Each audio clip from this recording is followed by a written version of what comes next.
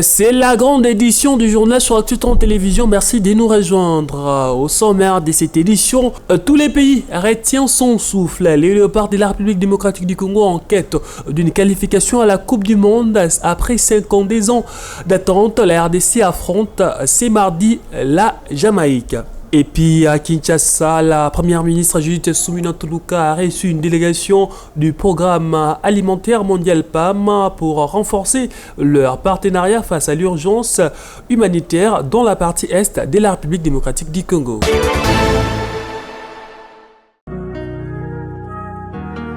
À quelques heures du match décisif contre la Jamaïque, c'est mardi à Guadalajara, au Mexique, pour la finale des barrages intercontinentaux de la Coupe du Monde, le sélectionneur de la République démocratique du Congo, Sébastien Desabre, a exprimé toute sa confiance dans la capacité de son équipe à créer l'histoire à l'issue de cette rencontre. Pour les techniciens français, cette rencontre représente l'espoir d'un peuple tout entier et d'une génération qui rêve de voir la RDC briller sur la scène mondiale. On a initié depuis 3 ans maintenant, puisqu'on a commencé nos qualifications en 2023.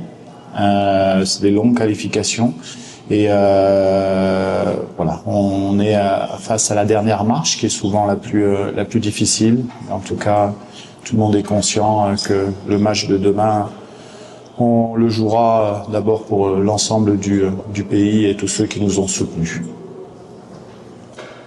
Mais si la Jamaïque est à ce stade en même temps que nous, c'est qu'elle mérite d'être ici. C'est une bonne équipe qui a fait des bonnes phases de qualification, qui a malheureusement fait ce match nul chez eux contre Curaçao, mais c'est une équipe qui a un très bon potentiel, avec des joueurs qui jouent dans des bons clubs. Donc on connaît bien forcément, mais nous on a l'habitude de se concentrer sur nos forces. Le sélectionneur des Léopards de la RDC a également assuré que tous les joueurs sont disponibles pour cette rencontre avec un moral au zénith. Il a souligné l'homogénéité de son groupe composé de joueurs prêts à défendre les couleurs de la RDC. Rappelons qu'en cas de victoire contre la Jamaïque, la RDC va se qualifier pour la Coupe du Monde 52 ans après sa dernière participation, marquant ainsi une revanche après les échecs de 2018 contre la Tunisie et 2022 contre le Maroc.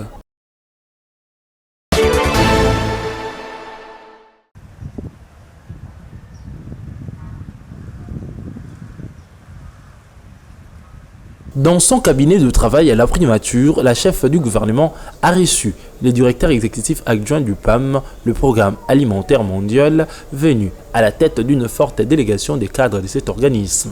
Dont les soucis de renforcer le partenariat stratégique, le PAM a sollicité l'appui du gouvernement pour mobiliser des financements auprès des institutions financières internationales en vue de l'élaboration de son nouveau plan stratégique pays. Les échanges ont porté également sur la possibilité de mettre un corridor aérien humanitaire en faveur des populations du Nord Kivu et Sud Kivu. Nous sommes le programme alimentaire mondial, donc c'était l'assistance humanitaire, surtout pour les Congolais qui sont déplacés à cause du conflit.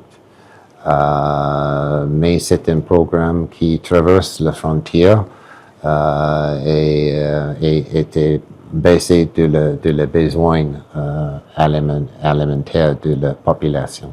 Il faut rappeler que le PAM reste conscient de la situation humanitaire inquiétante à RDC. Le programme est toujours disposé à mettre la main à la pâte.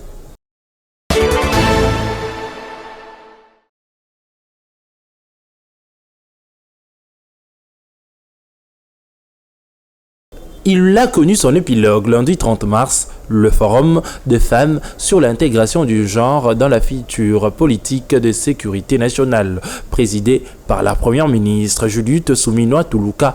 La cérémonie de clôture a connu la participation de la ministre du Genre, Famille et Enfants, ainsi que celle des femmes politiques, militaires et policières et de la société civile.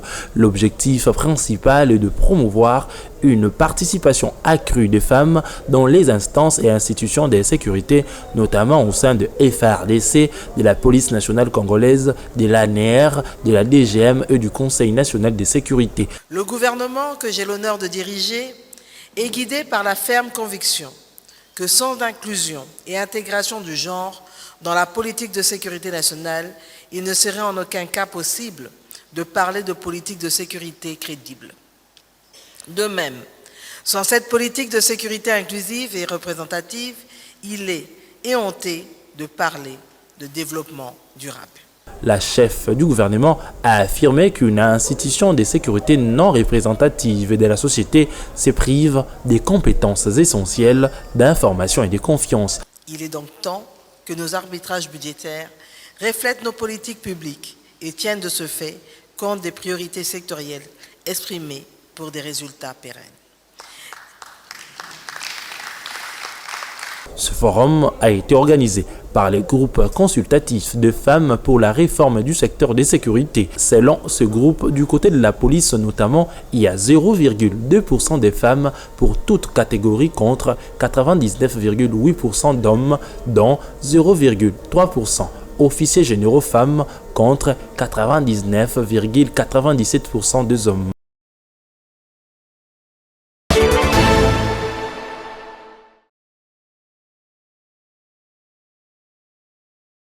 Comme il fallait s'y attendre, le sénateur Norbert Bassengezi a déposé ce mardi sa candidature au poste du deuxième vice-président du Sénat pour succéder à Modeste Bathily-Kwebo.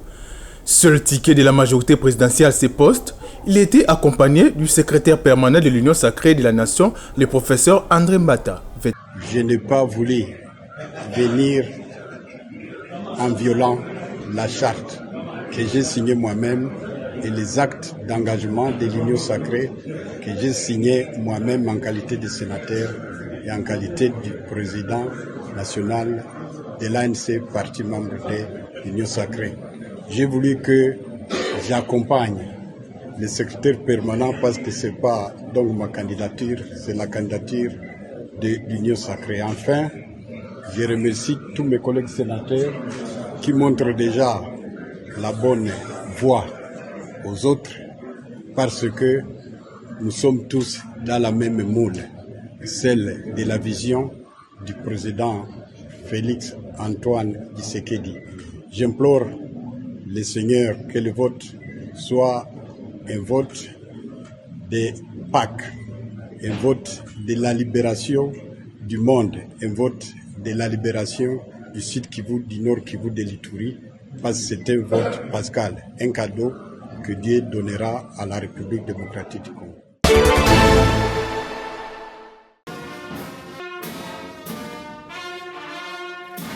Après 3 mois des vacances parlementaires, le député provincial de Kinshasa a entrepris le chemin de l'hémicycle. Ce lundi 30 mars, le président Lévi Mbuta Sango Pamba a dénoncé les attaques contre les élus dans les médias et sur les réseaux sociaux. Cette session de mars qui vient de s'ouvrir sera marquée par un contrôle strict des comptes de la ville de Kinshasa. Les députés provinciaux vont suivre les recettes et dépenses publiques, mais aussi déployer des missions parlementaires pour vérifier la gestion des finances et la sécurité de la capitale. L'examen et l'approbation du calendrier de contrôle budgétaire trimestriel devront être exercés par la Commission économique, financière et des contrôles budgétaires.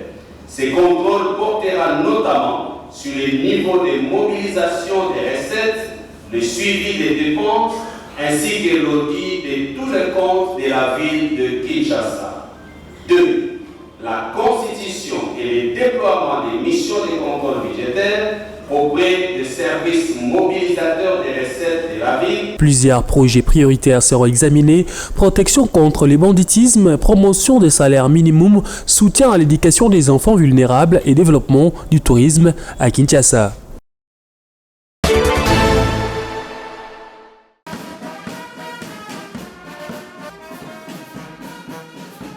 Dans son discours d'ouverture de la session ordinaire de mars 2026, le président de l'Assemblée provinciale de Kinshasa, Lévi Mbuta Sango Pamba, a salué la délocalisation et la réimplantation du poste de quarantaine de Mongata à Mbakana. Ces décisions ont été prises par le ministre provincial de l'Agriculture, de la Pêche, de l'Élevage et du Développement rural, Jackson Pongachi Mankinda. Pour les présidents de l'APK, ces initiatives contribuent à rationaliser les services, à éliminer les structures superflues et à renforcer l'efficacité opérationnelle.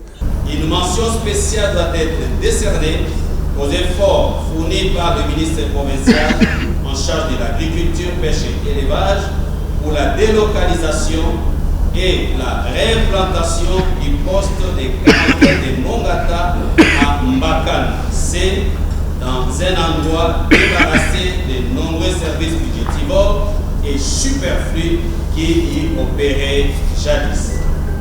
La création d'un second poste de quarantaine, déjà opérationnel à Mitendi, marque en outre une avancée supplémentaire dans ces secteurs.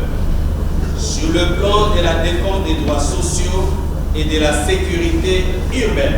Rappelons que lors de sa décision prise en février dernier, Jackson Pongachi Makinda avait salué le travail du personnel affecté à ces postes et réaffirmé l'engagement de son ministère à garantir la sécurité alimentaire tout en optimisant l'usage des ressources publiques. Fin de cette édition du journal, merci à vous de nous avoir suivis.